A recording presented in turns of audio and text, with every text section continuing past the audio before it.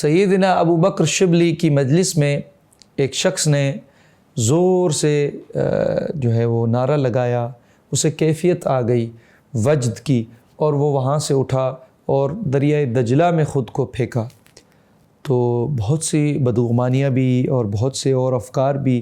آپ کے بیٹھے ہوئے طلاب میں آئی، شاگردوں میں آئی، آپ کے معتقدین میں آئی۔ تو آپ نے فوراً روکا، آپ نے کہا سنو، اگر جو اس کو کیفیت آئی ہے، چونکہ ہم اللہ کا ذکر کر رہے تھے، ہاں رب اپنے پیاروں پہ توجہ کرتا ہے، اگر وہ سچا ہے تو اللہ تبارک و تعالی اسے نجات دے گا، جس طرح کہ موسیٰ علیہ السلام کو دریا میں سے نجات دے دی تھی۔ ہاں اگر وہ جھوٹا ہے، اس بات میں دکھاوا کر رہا ہے، تو اللہ تعالیٰ اسے اس طرح غرق کر دے گا کہ جس طرح فرعون کو نیل میں غرق کر دیا۔ تو اس لیے آقا کریم صلی اللہ علیہ وسلم نے بھی فرمایا کہ